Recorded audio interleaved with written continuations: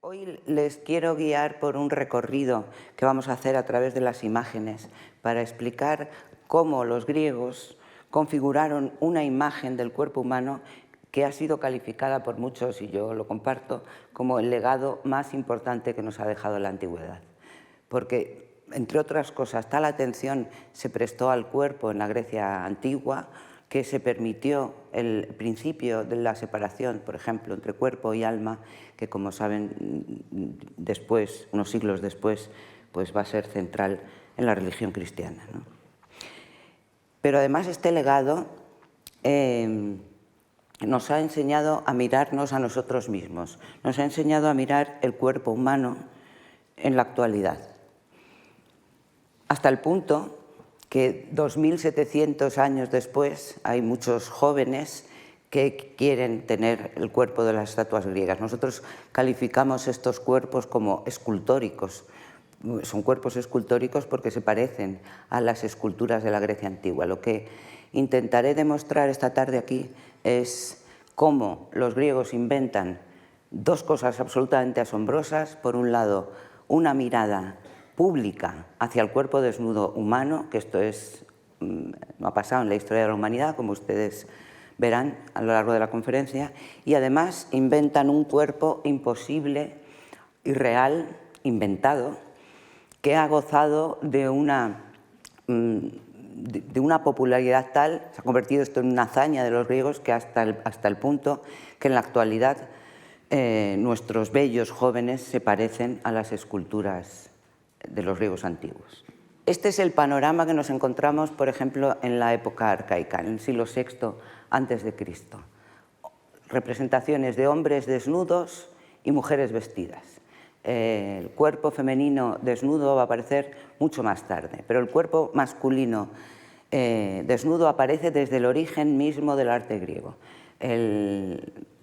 La razón por la que esto ocurre no está suficientemente bien explicada todavía, no la conocemos del todo bien. El caso es que desde el principio mismo, desde la primera escultura, los griegos representan al hombre desnudo.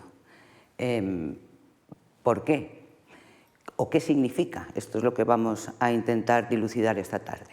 El desnudo griego es este que ven ustedes aquí. No hay mucha variedad. Se representa siempre el cuerpo de un hombre joven, atlético, diríamos nosotros, con los músculos marcados, pero se señalan partes concretas del cuerpo, que es lo que quiere el artista, que el espectador observe, ¿no?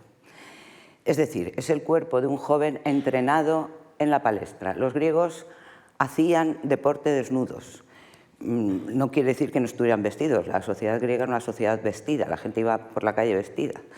Pero para ejercitarse en el deporte, en la palestra, se desnudaban. Gimnos es la palabra en griego de desnudo, para lo cual había unos lugares especiales para ello, que son los gimnasia. Y los hombres eran los únicos que se desnudaban. Como ven ustedes, las mujeres no lo hacían. Y los griegos eran los únicos que se desnudaban. Sus vecinos persas, por ejemplo, estaban bastante fascinados con esta costumbre griega, y los griegos también se extrañaban de que los persas no se desnudaran ni siquiera delante de los amigos, ¿no? Y les parecía muy curioso, ¿no? Y además, solamente aquel que tiene tiempo libre para ir a la palestra y hacer ejercicios y conseguir tener un cuerpo como este es el que se representa desnudo. Es decir, el desnudo griego es un vestido, porque diferencia etnias, solo los griegos se desnudan, diferencia clases sociales, solamente un aristócrata o un ciudadano libre y con dinero, con ocio suficiente como para ir a la palestra, se desnudan, no un esclavo ni un artesano, y solo los hombres se desnudan, las mujeres no, con lo cual funciona en parte como un vestido. ¿Cómo es este cuerpo que nos representa una y otra vez? Pues centran la atención en algunas de las partes. Prácticamente es el mismo modelo siempre, ¿no? Son cuerpos de hombros anchos, como ven ustedes, de pecho fuerte, donde en el pecho se aloja el coraje, la valentía y el vigor en el pensamiento griego. Se pone mucha atención también a las rodillas desde el principio, en las rodillas articuladas, donde se concentra la fuerza viril, el gesto de pedir clemencia, por ejemplo, en Grecia es abrazarse a las rodillas de un hombre para pedir clemencia, ¿no? Y se acentúan algunas de las partes del cuerpo. El pliegue inguinal es una obsesión absoluta, el final de la caja torácica también, se señalan siempre las clavículas y los cuerpos estos están llenos de ondas, ¿no? También tienen unas piernas fuertes y unos glúteos fuertes. El origen, ya les dije que desde el principio mismo aparecen desnudos. Esta es una estatua antiquísima de finales del siglo VIII, hecha con una técnica que se denomina sphyrelaton, porque sobre un alma de madera se colocan unas láminas de bronce que se martillean, esfira en griego es martillo, ¿no? Se quedan martilladas, naturalmente la madera ha desaparecido y se han quedado solo las láminas de bronce, pero fíjense ya en este grupo escultórico, que es un grupo de culto, o sea, son estatuas de culto, representan a Apolo, Artemis y Leto, la tríada de dioses que se adoraba en Delfos, ¿no? Proceden de Creta estos. Y las dos mujeres obviamente están vestidas, pero él, mucho más grande además, Apolo, aparece desnudo. Y ya aparecen estos rasgos distintivos de los cuerpos griegos. Se señala, miren, el final de la caja torácica simplemente con una incisión y, por supuesto, el pliegue inguinal. El modelo, nos lo enseñaban el otro día en la primera conferencia de este ciclo, es egipcio. Los griegos nos lo dijeron también el otro día, con presencia en Egipto, por ejemplo, en la ciudad de Náucratis desde el siglo VII a.C., pues aprenden de Egipto la talla de la piedra y es el momento, este influjo egipcio es el momento que hace destacar o destapar, digamos, la talla de la piedra tanto en los templos, empiezan a petrificarse los templos, como en escultura. Las esculturas ya no se hacen de pequeño tamaño y en bronce, como la que hemos visto de Dreros, sino que se hacen en tamaños enormes incluso y de piedra. Pero lo primero que hace el griego es quitarle el faldellín, desnudarle, ¿no? E inmediatamente, desde el principio, se marca, como ven ustedes, estas obsesiones de los griegos. El final de la caja torácica, los abdominales, empiezan a marcarse los músculos.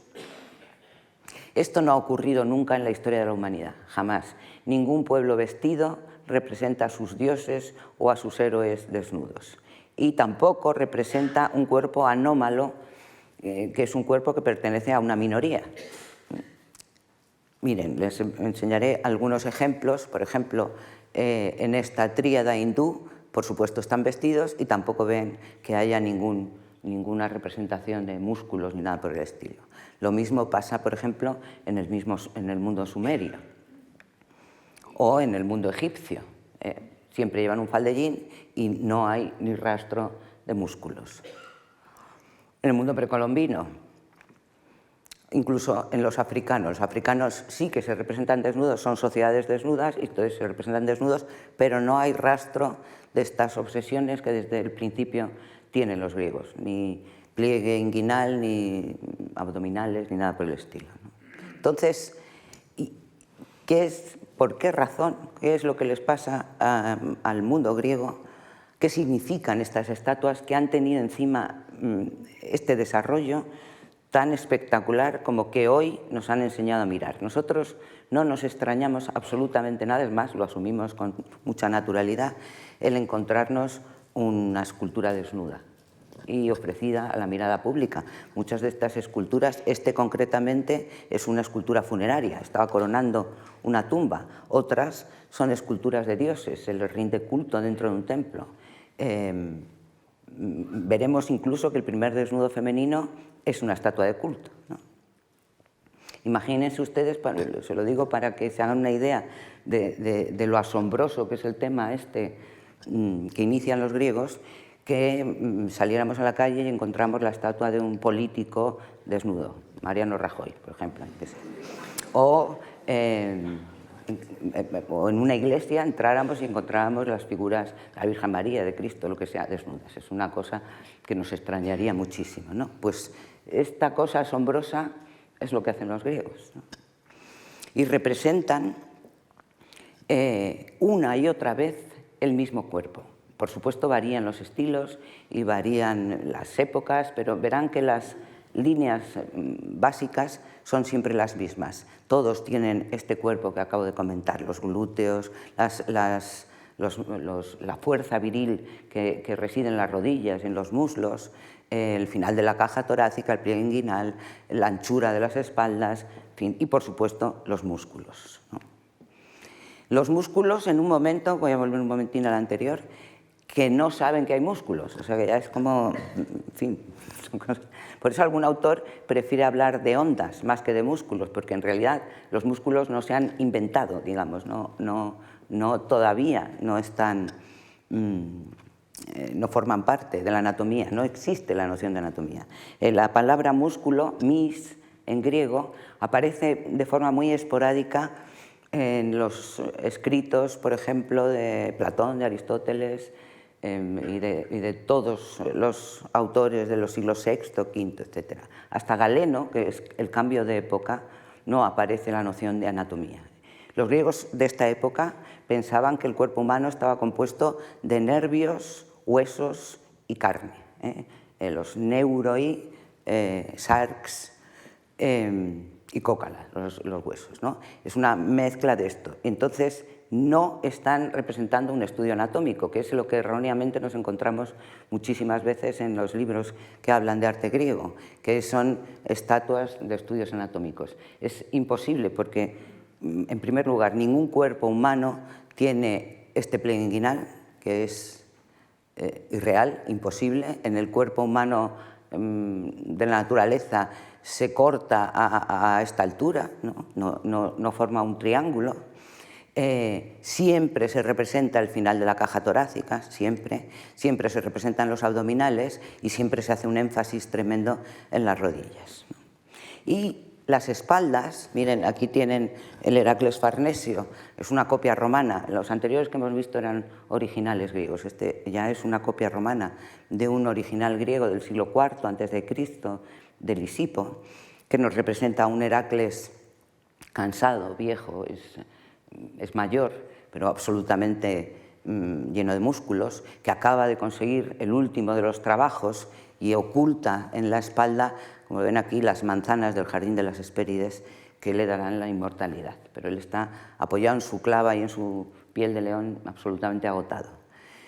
Se repiten, incluso en este cuerpo más maduro, las mismas obsesiones. El final de la caja torácica, el pliegue inguinal, las rodillas, la anchura de las espaldas, del pecho. Y fíjense también en la espalda, que las estatuas griegas también hacen la espalda una y otra vez siempre igual. Es decir, no se están fijando en un modelo humano, no se están fijando en un modelo que copian. El modelo es la estatua de otro escultor, ¿no? Entonces, todas las esculturas griegas tienen la canaladura de la columna vertebral que llega prácticamente hasta la rabadilla y estas hendiduras que se les llama pozos de Venus a veces, que se representan siempre. Y tienen una curvatura lumbar bastante exagerada.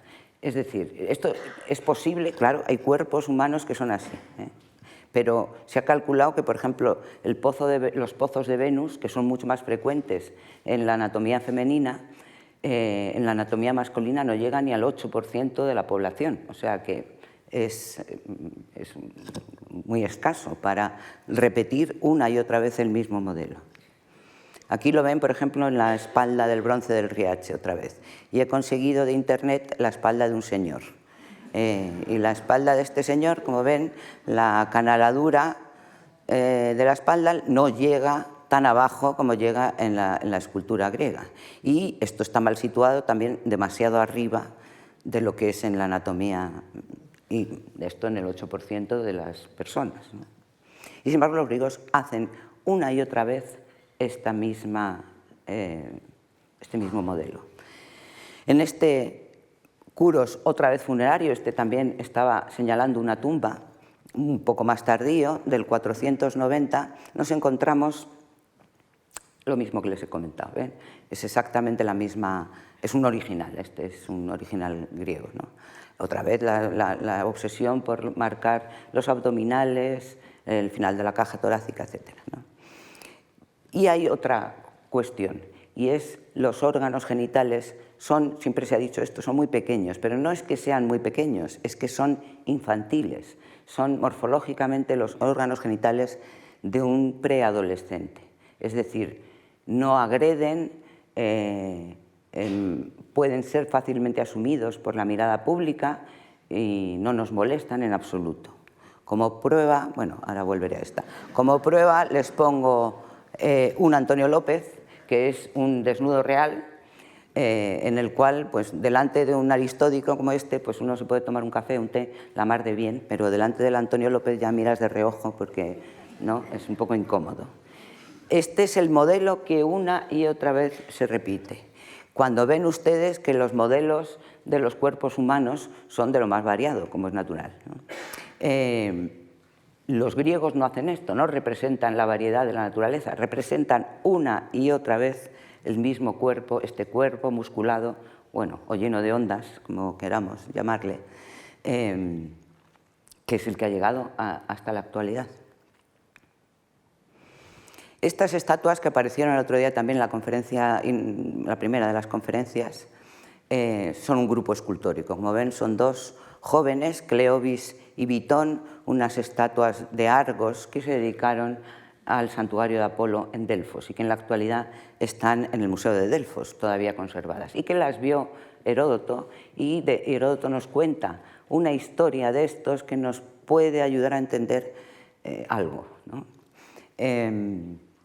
Miren el tamaño, lo he procurado poner el tamaño. Bueno, estas primeras esculturas son muy grandes, todavía estamos muy cerca y muy próximos a la influencia egipcia, que como saben ustedes son las esculturas egipcias de tamaño superior al natural, pero enseguida, ya desde mediados del VI antes de Cristo, las esculturas van a ir a la talla humana, ¿no?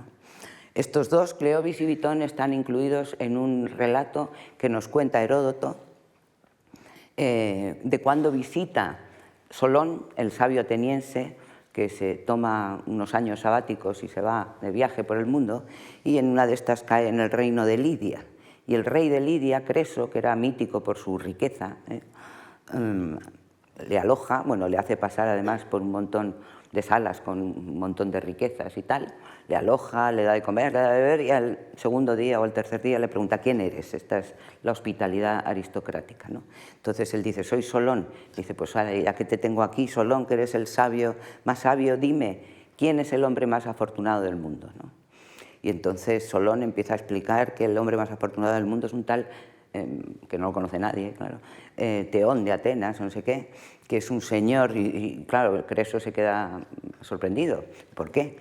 Pues este señor se casó, tuvo hijos, vio crecer a sus hijos, vio que sus hijos tenían hijos, vio crecer a los hijos de sus hijos y finalmente murió en combate defendiendo la patria, ¿no? Es la muerte bella de la que hablaremos ahora. Entonces Creso se queda así un poco extrañado y dice, bueno, y dime otro, que sea el más afortunado del mundo. Entonces cuando le cuenta la historia de Cleobis y Bitón. Estos dos eran dos hermanos gemelos, están así representados, hijos de una sacerdotisa de Hera, en Argos, y un día su madre, que tenía que ir al santuario, pues se queda sin bueyes, no puede ir, y entonces los hijos le dicen, no te preocupes, mamá, te llevamos nosotros. Recorrieron así, arrastrando el carro como si fueran bueyes, ¿no? Como 8 kilómetros, y al santuario de Argos hay una subida considerable, ¿no? Entonces cuando llegan, la madre está orgullosísima de sus hijos, todo el mundo la felicita, qué hijos tienes, qué estupendo, y entonces ella le pide a la diosa, de la que es sacerdotisa Hera, que a estos hijos tan maravillosos por favor les conceda lo mejor, ¿no?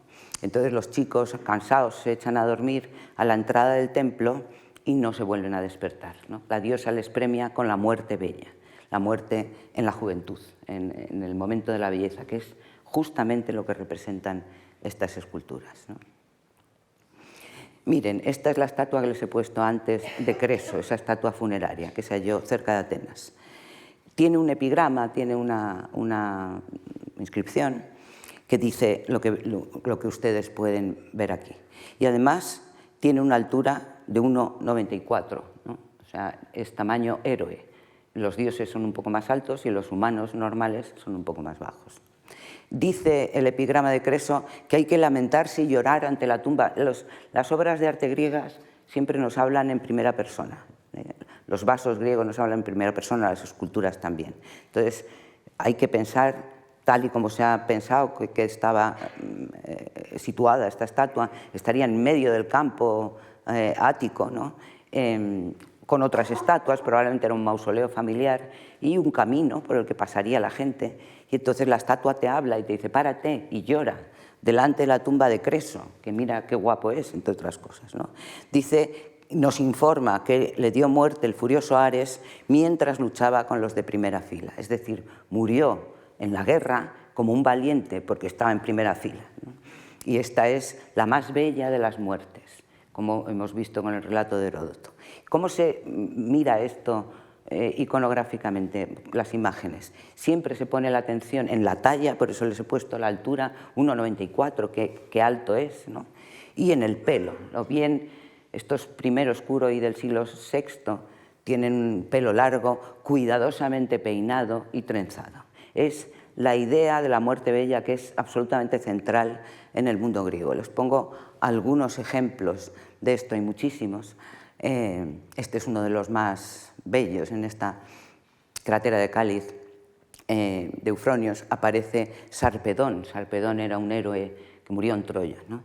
Y fíjense la talla, es enorme lo grande que es. Y en el pelo. Y lo llevan los dos démones, Hipnos y Zánatos, presididos por Hermes, que es el que conduce a los muertos al más allá, ¿no? Entonces, está lleno de inscripciones. Aquí ponen los nombres Hipnos y Zánatos y aquí el nombre de Sarpedón, ¿no? Donde están colocadas las inscripciones tampoco es casual. El escultor, o perdón, aquí en este caso el alfarero o el pintor, nos quiere colocar las inscripciones en el hálito vital. ¿De dónde sale el hálito vital? De la respiración de Hipnos y de Zánatos y del pecho herido que emana sangre del valiente Sarpedón. La atención del cabello es fundamental también. Miren cómo se cuidaban los cabellos, según Diodoro, estos guerreros, que les hacían parecer más temibles y asustaban más con estos pelos, ¿no? O en esta otra bella copa en la cual la madre doliente coge a su hijo muerto en batalla y que también tiene una enorme talla, es muy alto, a pesar de que ella es una diosa y es también muy alta, porque ella es la aurora, Eos, sujetando a su hijo Memnón muerto. Una piedad, como ven ustedes, que después ha traspasado también la historia del arte. En la Ilíada, cuando muere Héctor bellamente, porque muere en una lucha heroica contra Aquiles, y después saben ustedes que es arrastrado por el campo de batalla y da no sé cuántas vueltas y tal, y lo lleva al campamento aqueo. Los aqueos van a ver a Héctor muerto y todos dicen qué guapo es, qué talla tiene, ¿no? Dice, qué guapo es, el pobre, se le habían arrastrado 3 vueltas como estaría, ¿no? Pero, y esta es la idea. Este es uno de los curoi más antiguos, el Curos de Nueva York. Es principios, 590 o así, principios del siglo VI. Y fíjense en cómo el pliegue inguinal es casi un cordón que incluso da la vuelta por detrás, se acentúa al final de la caja torácica, se le pone incluso una gargantilla además de las clavículas, las rodillas, por supuesto, y el pelo bellamente trenzado. Aquí ya no tenemos un original, este es una copia romana del Doríforo de Policleto, pero es una de las estatuas más famosas que hay y también más influyentes. El canon se le llamó también, porque saben que Policleto escribió un tratado teórico, no por afán de pasar a la posteridad, sino por afán didáctico. Él tenía que enseñar a sus discípulos, y igual que Ictinos, el que hizo el Partenón, también tenía discípulos. Los dos escribieron un tratado de cómo hacer una estatua y cómo era su canon, tratado que no se nos ha conservado más que muy pocas líneas, ¿no? ¿Qué significa? ¿Por qué hacen este desnudo? Para los griegos, algo compuesto es bello y algo simple no lo es, ¿no? El cuerpo humano, no solo el cuerpo humano, cualquier manifestación del arte griego está compuesta por partes, partes claramente separadas entre sí y que se vea bien la separación. No solamente la escultura, la cerámica, por ejemplo, separan claramente el pie del cuerpo, el cuerpo de la base, mediante acanaladuras, molduras, cambios de color. La arquitectura es obvio, como se separan las columnas de los fustes con collarinos, con bandas de ovas, en fin, todas las partes que tienen que quedar claramente separadas. Este es el concepto de la diarthrosis, la separación de las partes, ¿no? Para los griegos, cualquier cosa sin separación de partes, por ejemplo, un cuerpo humano que no tuviera, por ejemplo, el cuerpo de los sumerios que hemos visto antes, etcétera, que no tuvieran músculos o que no tuvieran estas partes claramente separadas, indica blandura, debilidad. El cuerpo femenino es así. El cuerpo femenino no tiene ni pliegue inguinal, ni caja torácica, ni final de caja torácica, ni nada de esto. Es un cuerpo blando, para ellos húmedo, y por lo tanto fofo, y por lo tanto débil, ¿no? Y todo lo contrario es el cuerpo masculino. El cuerpo masculino, este concretamente, indica valentía, coraje, rivalidad. Ahora veremos más ejemplos, ¿no? Este es otro original, les presento otro original bellísimo. También fíjense en la altura, 1,92, es un atleta, original encontrado hace no mucho tiempo en Croacia, ¿no? ¿Y qué es lo que...? Bueno, él está limpiando, es un atleta que acaba de hacer ejercicio y se está limpiando con la estrígile. Los griegos hacían deporte desnudos, hemos dicho, pero antes de hacer deporte se impregnaban el cuerpo de aceites, ¿no? De hecho, algo fundamental para ir al gimnasio es llevar un aríbalo, que es el vasito que contiene el aceite perfumado, y que en algunos textos ya tardíos castigan el robo del aríbalo del gimnasio con penas gravísimas, ¿no? Después de echarse el aceite, por eso miren que es difícil encontrar rastros de olores en la historia, ¿no? ¿Cómo olerían los griegos antiguos? ¿Cómo lo podíamos saber? De ninguna manera. Sin embargo, ahora sabemos que los griegos, los hombres, olían aceite de oliva, porque era lo que se ponían en el cuerpo para hacer gimnasia, ¿no? Después hacían gimnasia, se embarraban, se manchaban con sudor, y esta pasta que se les quedaba en el cuerpo la tenían que limpiar con una estrígile, con un objeto de bronce, y después lavarse con una esponja, ¿no? Bueno, pues este atleta que se está limpiando con la estrígile, su cuerpo tiene todas estas cualidades que nos cuenta Luciano, ¿no? Cualidades viriles y bellezas de cuerpos. Esto es lo que la resistencia, el arrojo, la rivalidad, las voluntades indómitas. Es un cuerpo articulado. Y todo lo contrario a este cuerpo, el cuerpo de la mujer o el cuerpo de un trabajador o el cuerpo de un escita, son cuerpos desarticulados, anarthra para los griegos, ¿no? Como un feto también es anarthros, ¿no? Es desarticulado. Los músculos o las ondas, si quieren, aquí articulan el cuerpo de la misma manera que nosotros, los artículos, articulan el lenguaje, por eso se llaman artículos, claro. Imagínense un lenguaje sin artículos, sería un lenguaje desarticulado. Y los griegos oirían una especie de bar, lo que hablan los bárbaros, ¿no? Esta es la razón por la cual los griegos representan con esta obsesión estas separaciones del cuerpo tan claramente. Los finales de la caja torácica, las clavículas, el pliegue inguinal, las rodillas, van marcando, el pliegue inguinal separa el torso del cuerpo y van marcando este cuerpo articulado. En Grecia la belleza expresa virtud, el que tiene este cuerpo es un hombre poseedor de virtud, de resistencia, de arrojo, de rivalidad, de valentía, y la virtud se expresa en la belleza. ¿Cómo expresar la virtud de un cuerpo valiente con este cuerpo? Aquí tienen otro texto muy ilustrativo de Tirteo, ¿no? que en un joven todo es bello mientras posee la juventud. Los cuerpos que se representan son cuerpos jóvenes, son cuerpos bellos, ¿no? Y uno de los rasgos es la valentía como la que hemos visto de Creso, que murió en batalla, ¿no? Permanece en su puesto con las piernas bien abiertas, como este bronce A, es otro original espectacular hallado en Riace, en el sur de Italia, que mide 1,98 de altura también, firmemente apoyado en el suelo con los dos pies y mordiendo el labio entre los dientes, y así en primera fila aguantas el empuje de los enemigos. Es el cuerpo de un hombre valiente, de un hombre lleno de coraje, tan valiente que muere bellamente por su ciudad. Pero ningún cuerpo actualmente puede rivalizar con el cuerpo de cualquier estatua griega. Quiero decir, nadie tiene el pliegue inguinal del gobernante helenístico, ni siquiera el gobernante este de Texas era, no lo consigue. Aunque estos jóvenes se ejercitan en el gimnasio queriendo parecerse a estos cuerpos, quiero decir que ejercitan ejercicios para conseguir un pliegue inguinal enorme, para conseguir los abdominales, porque el modelo es la estatua griega de hace mucho más de 2000 años. ¿Y qué pasa con las mujeres? Pues este de la izquierda es el primer desnudo, es una copia romana, no tenemos el original, es el primer desnudo femenino de la historia del arte.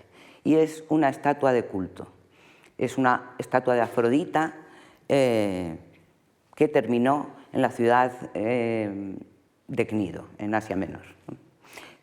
Está hecho por Praxíteles, y Praxíteles hizo dos Afroditas, una velada y una desnuda, y la velada la vendió enseguida, pero la desnuda no la quería nadie, porque el desnudo femenino es un tabú, y estamos en el siglo IV a.C. Fíjense ustedes que han pasado 400 años desde que llevan representando los cuerpos desnudos de los varones, ¿no? Y aún así Praxíteles no conseguía vender la estatua de la diosa desnuda, hasta que al final se lo compró esta pequeña ciudad de Asia Menor, que es Cnido, y lo convirtió en estatua de culto en su ciudad. Y se hizo famosísima, súper famosísima. Es una de las estatuas más influyentes de la antigüedad. Es tan influyente que a partir de este momento todas las estatuas femeninas griegas son la Afrodita de Praxíteles. Todas representan lo mismo y todas representan Afrodita. Y la estatua, fíjense cómo está concebida, es una mujer desnuda, pero por accidente. Quiero decir, ella se iba a bañar, por eso lleva una hidria y lleva un paño, que es la toalla, ¿no? Porque se va a bañar o se iba a bañar, no sabemos si antes o después, pero alrededor del baño, y entonces el espectador la sorprende y se tapa, pero no mucho tampoco, ¿no? La diferencia es enorme con el desnudo masculino. El espectador nos convertimos en un voyeur, estamos viendo a una diosa desnuda, que además sonreía ligeramente, con lo cual el éxito de esta estatua, a nosotros nos cuesta quizá trabajo entenderlo, pero para los griegos era obvio, ¿no? Se hacían excursiones a Cnido, se le quiere perdonar la deuda pública a Cnido a cambio de la estatua, iban a verlas en manadas, decían, es mucho mejor ir a verla en grupo, porque es un peligro tremendo ir a verla uno solo, porque se contaba la historia. Praxíteles la concibió en mármol, estaba hecha de mármol esta estatua, y tenía una pequeña veta en el mármol en alguna parte, ¿no? Y entonces la señora que lo enseñaba les explica a unos chicos que van una historia sorprendente, ¿no? Que explicaba el cambio de color en el mármol de la estatua. Se queda un chico enamorado perdidamente de la estatua y se encierra en el templo. Ahora verán una reconstrucción un poco del templo. Se queda encerrado en el templo hasta que todo el mundo se va. Ella es una Afrodita Anadiomene, una Afrodita de los jardines, está rodeada de jardines, y él se queda oculto en los jardines, y cuando ya se queda solo con la diosa, hace el amor con la diosa. Y de ahí la mancha, ¿no? Y al día siguiente, cuando se da cuenta de lo que ha hecho, horrorizado, se tira al mar y se suicida. En realidad está, bueno, la historia es una historia procedente de Oriente, quiero decir, es el hombre que después de amar a la diosa se va hacia el más allá, el tirarse al mar, el catapontismos, el ir hacia el mar es un camino hacia la muerte, ¿no? Entonces la diosa le enseña el camino, en realidad es lo que supuestamente el mito probablemente quiere decir. Pero en cualquier caso, verla es peligroso. La gente lloraba de emoción cuando la veían. Unos se ponían de puntillas y la besaban, otros lloraban. Cuentan que una pareja de amigos va a verla y uno es homosexual y otro es heterosexual, y cuando ella está en un atolos, en un espacio circular, cuando entran, abre la diaconisa la puerta por delante, y entonces el heterosexual llora de emoción de lo bella que es, ¿no? Cierra, se dan la vuelta y se van por detrás, la abre, entonces es el homosexual el que llora de emoción de lo bella que es, ¿no? Y esto es el Cnido, o sea, este es el templo de la Afrodita Cnidia en Cnido. Fíjense qué lugar, los griegos tenían una habilidad tremenda para encontrar lugares maravillosos para sus templos, y este es el lugar de la diosa del amor, ¿no? Un atolos que en una de las exposiciones que hice intentamos recrear. Es un espacio circular, las mujeres pertenecen a lo íntimo, al espacio umbrío y al espacio circular. Los hombres pertenecen al espacio exterior, y las estatuas que les he mostrado antes de los desnudos que hemos visto antes, de los kuroi, ya les he dicho que eran muchas señalizadores de tumbas, o están en los santuarios al aire libre. Ella no, ella está metida en un sitio cerrado y circular, en una especie de hogar de oikos, ¿no? Parte del éxito de que tuvo la Cnidia en la antigüedad se puede explicar por este tabú tremendo que había del desnudo femenino. Ver a una mujer desnuda trae desgracia. Cuentan la historia de, por ejemplo, de Giges y Candaules, ¿no? que un rey y su general. El rey le dice a su general: mira, mi mujer es guapísima, es estupenda y tal, y la tienes que ver desnuda. Claro, el otro pobre se queda horrorizado: ¿pero qué me dices? ¿Cómo voy a hacer yo eso? Que sí, el rey insiste, la tienes que ver desnuda para que veas lo guapa que es, no sé qué. Y entonces el pobre pues dice: bueno, ¿qué le voy a hacer? Te metes, cuando se vaya a acostar, te metes en las habitaciones, te quedas ahí escondido y la ves y luego te vas. Y entonces el otro le obedece, ¿no? Y al día siguiente la reina le llama al general: ven para acá. Le dice: has visto lo que no se puede ver.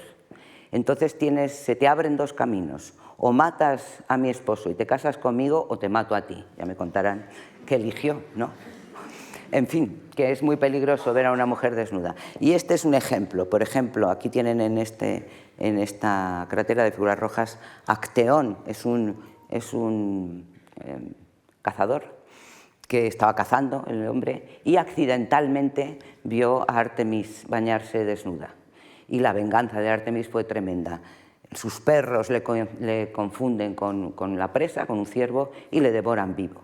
Está siendo devorado vivo por sus perros, porque ni a Atenea, que la ven aquí, ni a Artemis, ni a ninguna diosa, obviamente, se las puede ver desnudas. Atenea también fue sorprendida en el baño por Tiresias, y el castigo fue dejarle ciego. O sea que imagínense ver a la diosa del amor,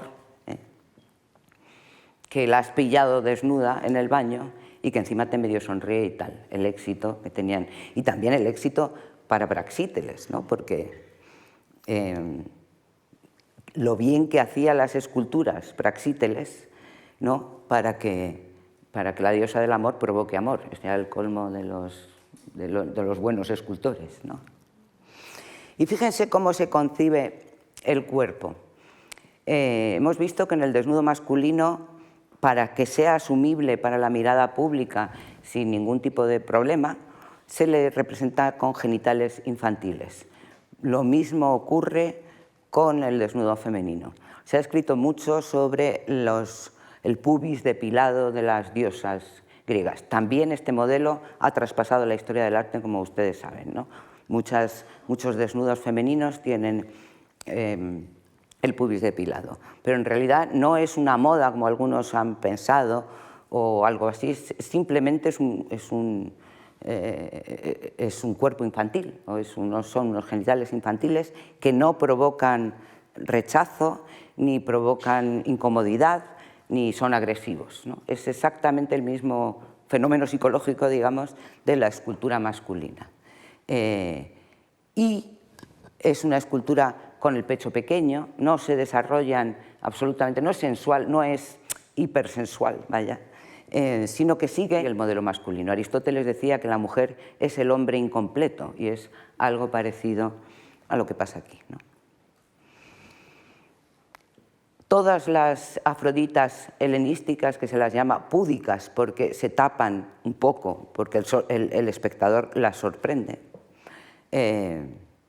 todas estas afroditas helenísticas no comparten ninguno de los rasgos del desnudo masculino que hemos visto, ¿no? Son siempre la representación de Afrodita. Los desnudos femeninos siempre representan a la diosa del amor o a las del círculo de la diosa del amor, a heteras o prostitutas. No tiene nada que ver, absolutamente nada que ver, con el desnudo masculino. La Venus de Milo es una Afrodita cnidia más, como todas las demás. Esta serie de Afroditas que copian una y otra vez la Afrodita de Praxíteles, que tuvo, ya les digo, este éxito absolutamente desmesurado. Sin embargo, el desnudo masculino es completamente distinto. Es el desnudo de los dioses. Aquí les he traído otro original, el Poseidón de Artemision, que mide más de 2 metros de altura, en este caso porque es un dios. Los dioses son mucho más altos que los mortales, ¿no? Y que es Poseidón, que en esta escultura se discute si puede ser Zeus o Poseidón, pero con esta mano que tiene este es absolutamente Poseidón. Es decir, miren, tienen el dedo índice separado. Si fuera Zeus llevaría un haz de rayos y llevaría la mano cerrada. Lo que está haciendo es lanzando una jabalina. Los griegos la lanzaban con una especie de cuerdecilla para, supongo que afinar la puntería, ¿no? Luego es Poseidón sin duda alguna, ¿no? Este Poseidón, que es de época clásica ya, es el desnudo de un dios.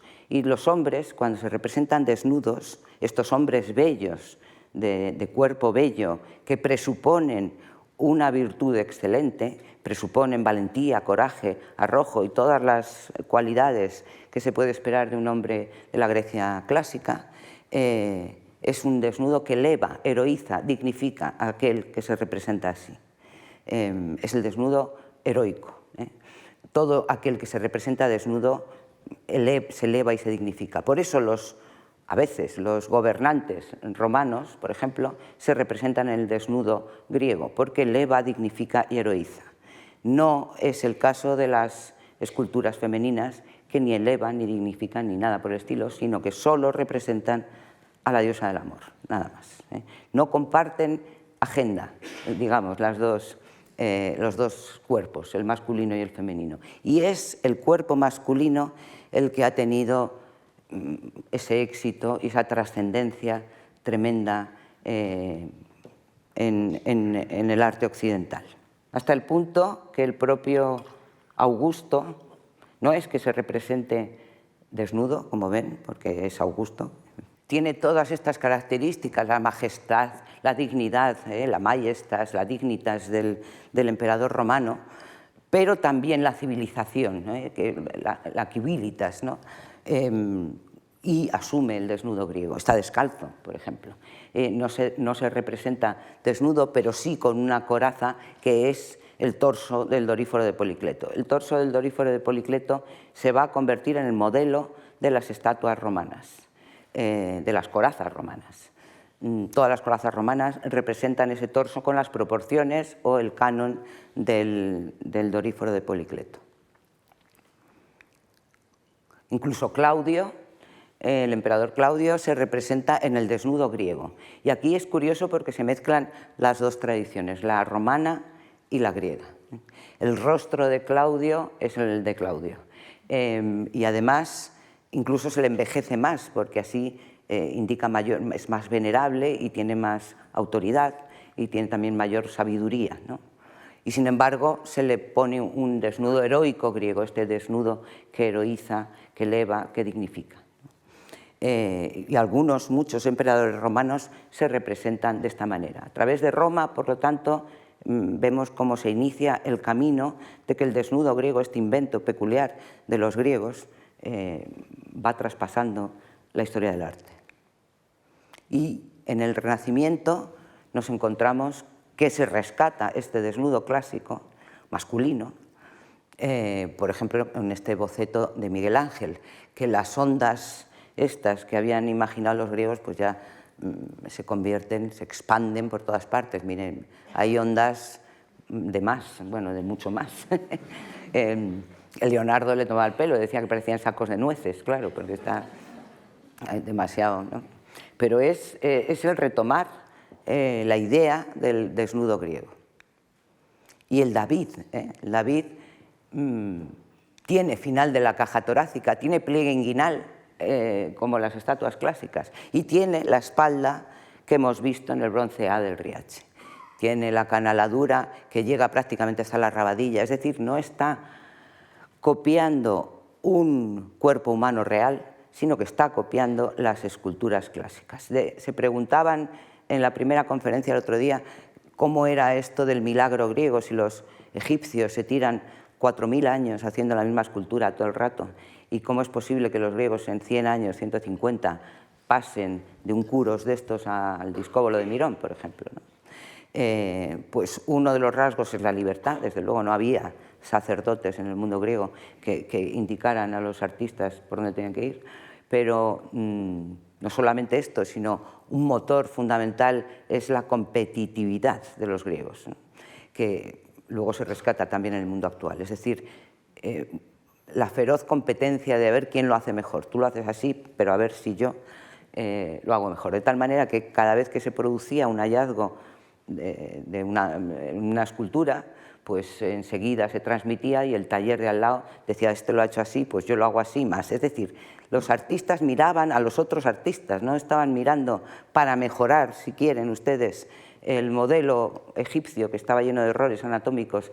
Para corregir todos aquellos errores anatómicos no se fijan en un modelo humano, sino que se fijan en lo que hacen los otros colegas, ¿no? Es el mismo caso del David. El David está copiando una estatua clásica y no está copiando un modelo natural. Y este cuerpo griego, que goza de una incomparable fama, se sigue transmitiendo en la historia del arte. Aquí tienen a nuestro Carlos V en la famosa escultura esta del Furor, que es bellísima, en la cual se mezcla, se vuelve a recoger la tradición del desnudo heroico griego. Exactamente igual. Miren, fíjense en el pliegue inguinal y en todos los elementos que hemos citado, las rodillas, el torso, etc. Lo único que aquí los Leoni no terminan de acertar, por ejemplo, en los órganos genitales. Son pequeños, sí, pero morfológicamente no son como los del David, por ejemplo, que son igual que una escultura griega, ¿no? Sino que son morfológicamente los de un hombre adulto, como Carlos V, yo qué sé, ¿no? Pero por eso extraña. Yo me acuerdo que la primera vez que la vi en el Prado te quedas así un poco chocado porque dices, ¿qué pasa aquí? Hasta que te das cuenta de que lo que extraña es eso, un malentendido, ¿no? Pero este cuerpo, insisto, traspasa toda la historia del arte. Lo vemos a través de este cuerpo musculado, llenos de ondas, hasta la actualidad, en la cual los actores, los chicos que van al gimnasio todos los días, hablan del pliegue inguinal le llaman el cinturón de Adonis o la faja de Apolo, ¿no? Intentando moldear en sus cuerpos algo que es imposible, porque nadie puede ser una estatua griega del siglo V, a no ser que seas una coraza romana o un superhéroe. Y hasta los superhéroes ha llegado este cuerpo que inventan los griegos de una forma realmente extraordinaria y asombrosa. Y muchas gracias por su atención.